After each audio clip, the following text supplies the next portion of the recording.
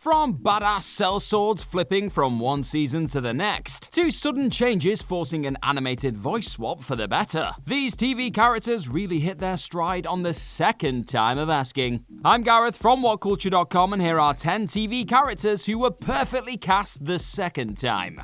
Number 10. Carol Willick, Friends.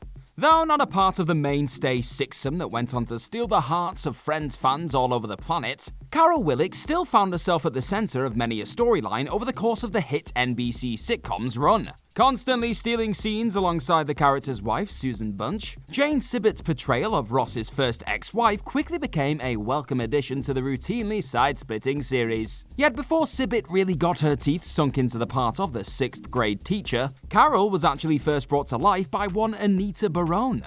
Appearing in the second ever episode of the show way back when in season 1, Barone's far less dry turn, which also lacked the same level of witty sarcasm as Sibbert's, didn't exactly live too long in the memory. In the end, Barone was determined to pursue a career as a leading actor, after originally auditioning for one of the leading roles on Friends, so decided to call it a day after her brief stint in the gang's lives. The fact that next to nobody even remembers this happened tells you all you need to know about which performance was superior.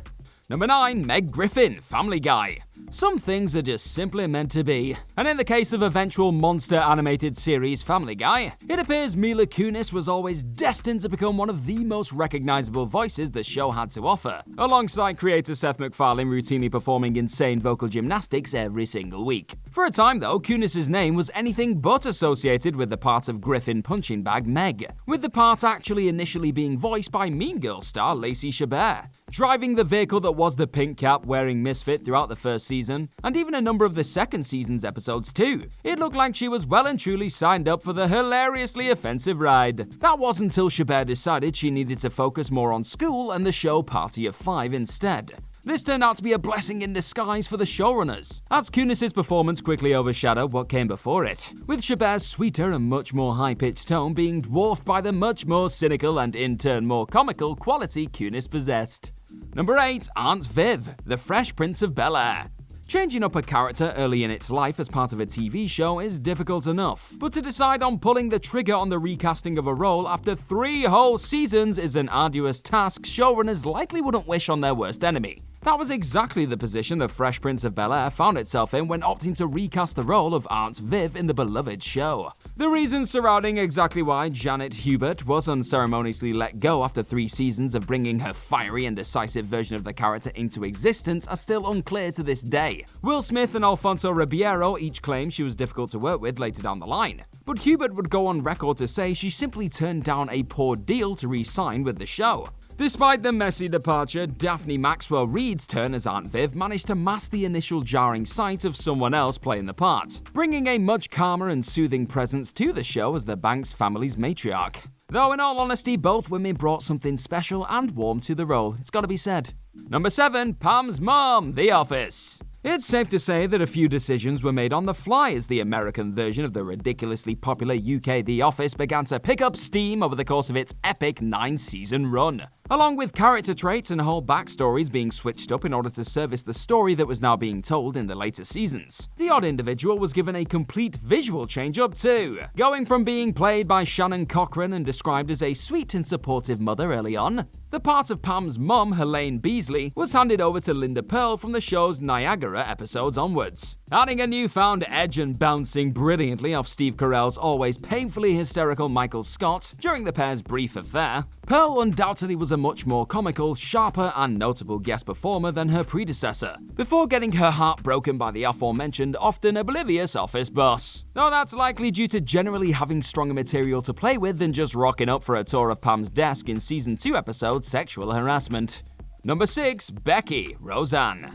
ABC's long-running and once-cherished sitcom Roseanne has seen its fair share of chopping and changing over the years, with the series most recently even binning off the titular lead and reverting to the title of the Connors. Long before this high-profile shift, however, another featured member of the Connors clan was adjusted as the character of Becky Connor Healy underwent a major change-up from season 6 onwards. Lacey Gorison decided she was much more interested in completing her education than appearing on TV, and left the show to go to college in 1992. So following this departure, Sarah Schalke was drafted into the role of Becky, and the show proceeded to revel in the character's evident change of look, with numerous gags referring to her odd appearance. Strangely enough, Göransson would later return to the role in season 8, though Schalke still stepped in when she wasn't available, but left for realsies before the next season. Sure enough, she'd rock back up in the show's revival later down the road as Becky again, and looks to be keeping hold of her part for the foreseeable, or until Schalke fancies another dig, I suppose. Number 5, Anne Veal, Arrested Development.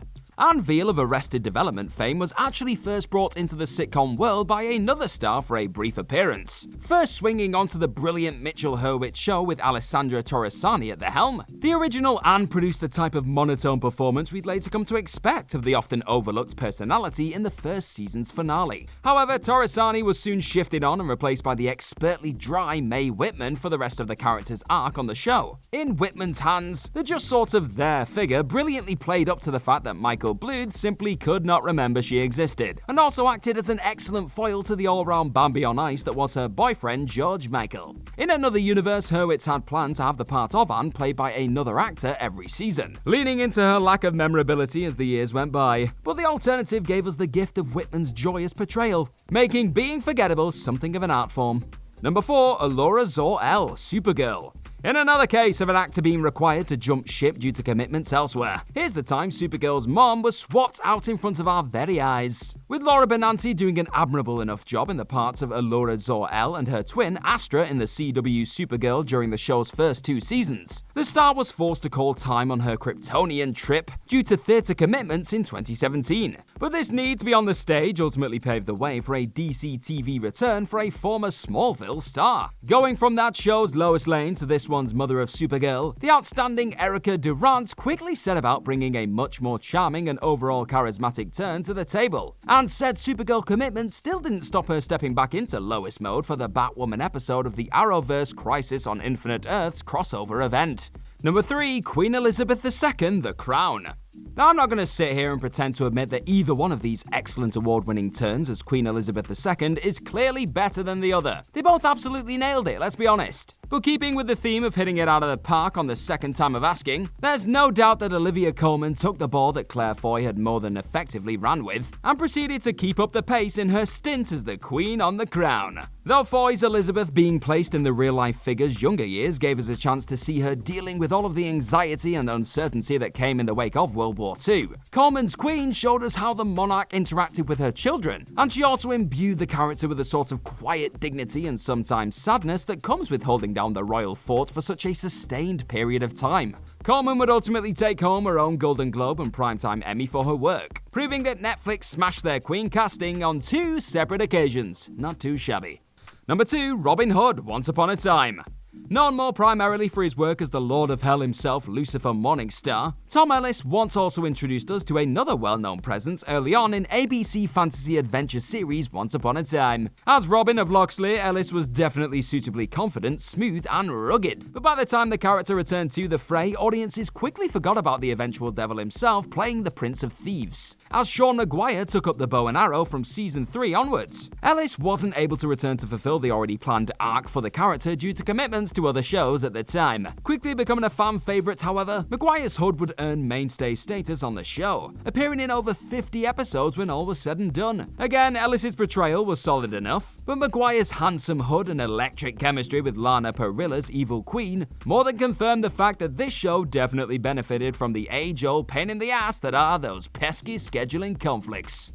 Number 1, Dario Naharis, Game of Thrones. When it comes to switching out characters in the midst of an epic tale, there's arguably never been a more frequent offender than HBO's sprawling tale of battling houses called Game of Thrones. Everyone from fledgling Lannisters to frosty White Walker overlords experienced an on-screen change-up over the course of the show's gripping 8 seasons. Okay, maybe 7 seasons. But perhaps the most notable and effective character transfer came in the form of a particular lover of a mother of dragons. After making a fairly decent impression as the witty and merciless sellsword Dario Naharis in season 3, Ed Skrein was suddenly cut loose, with the actor stating his plans to stay aboard the mega show were thwarted by politics. In his place, though, came the increasingly more compelling Mikael Huisman, delivering one-liners and frequently producing unquestionable fire in his many sexually charged exchanges with Daenerys Targaryen from season 4 onwards. As you've likely spotted over the course of this list, recasting tends to not be part of the plan in most cases. But here the replacement stood more than did the badass business second time around.